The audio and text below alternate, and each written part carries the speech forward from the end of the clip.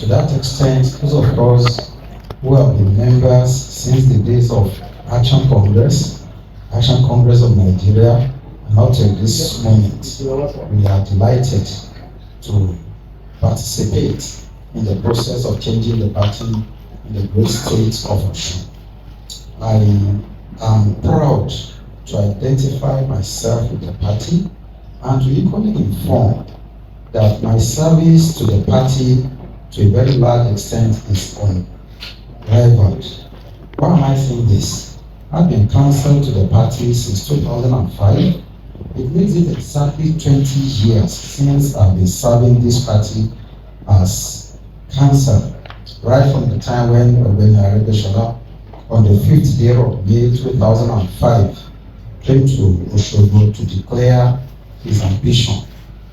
I, together with my two other partners, our principal partner, Dr. Louis Famile, now SAN, and Dr. Ajibola Bashiru, who is now the National Secretary of our party, followed into Osogbo on that particular day.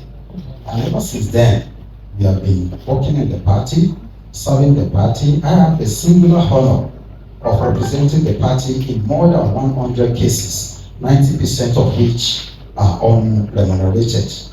And to that extent, I know the party, I know the internal mechanisms of the party, how it works, how it functions, and the vision that it actually has for Nigeria.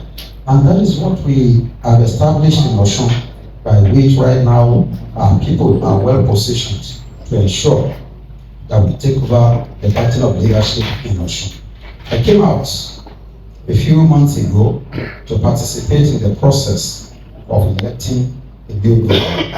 I am not a stranger to this process because I contested in 2018 the primary of our party in 2018 with distinguished leaders of the party like Alhaji Adegoke and our dear good brother, the former deputy governor of Osun,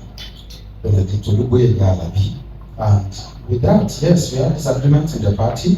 We overcame the disagreements, and today we are proud to say that our party is stronger. It's the first time when you see members of the ruling party decamping into the opposition in droves, and that is exactly what we have achieved in Osun. Osun remains intact, notwithstanding economic depression that afflicted the country, and for so many years, we eventually ran into stormy waters, PDP coming into power.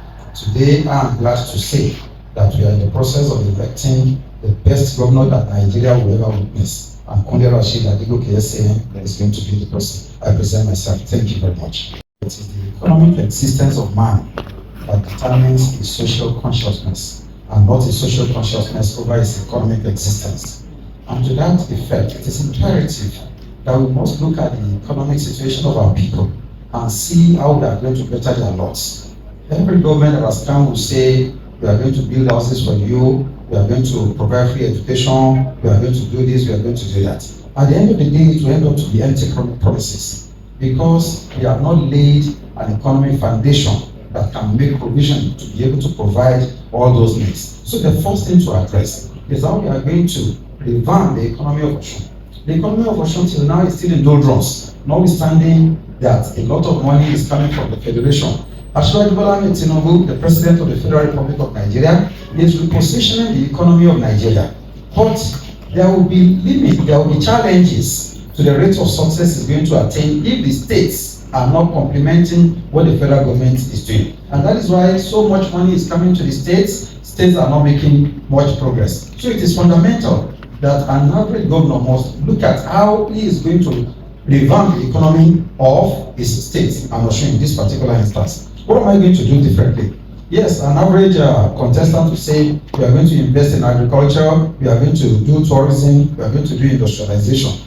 Does he know the process that it will take for this thing to actually become a reality? No, it is not enough for you to make a promise. And this is why I have taken 14 years to prepare, to study how I'm going to do it, to make sure that, just like in the days of Chief Obafemi Awolowo, that they use proceeds of agriculture to develop the southwestern part of Nigeria, and which we also saw in the northern part of Nigeria with products like groundnuts and what have you. And that is exactly what we are going to replicate. We have done a lot of work, we have done a lot of research, and we are going to start revamping the economy, one, from agriculture. When you enter Osun, you discover that we have land, 330,000 hectares of land, uncultivated. And this land that is there, not being cultivated, is just mere bush. Left, right, and center, you will see bush from Ikire to Ife, to every part of Osun, you will see forest left and right. The implication is that when the government is not making use of this available land, those who are going to use the land for nefarious activities are now camping people there in the manner of kidnapping and those other vices. So we are going to make sure that we transform these lands into agri lands. And how are we going to do this? Land, because there will be challenges. And you see that when I'm addressing this issue, I'm going to be pointing out the challenges and where we are going to overcome them. Land we are talking about doesn't belong to the government. It belongs to families. It belongs to towns. It belongs to school lands of various towns. To this extent, a governor cannot just come and jump on the land and say, I'm driving Caterpillar to bring mechanized farming. The owners of the land will challenge you. Yes, Section 1 of the Land Use Act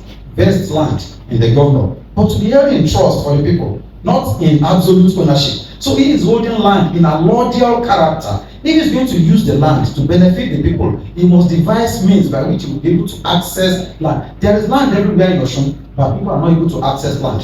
The owners of this land cannot use the land. The land is there, but they don't have the means. Some of them do not even know the identity of their land. How do you know identity of land in law? There must be a survey plan that will determine where your land begins and where it ends. What are the beacons, the coordinates, and what are that will show your land. Majority of the families don't even have survey plans, and to that extent, they don't have CFO. A land that is uncertificated is valueless when it comes to securitization. We must transform this land into its economic value, and that's the first thing we are going to do. How are we going to do this? Yes, from the first week, we are going to announce to investors this is the destination when it comes to agri investment. Come and have land free of charge. And people will be wondering, how are we going to do it? The land is going to be free for investors when we are not the owners of the land. Now, the government is going to invest in the land by using our own means to do something.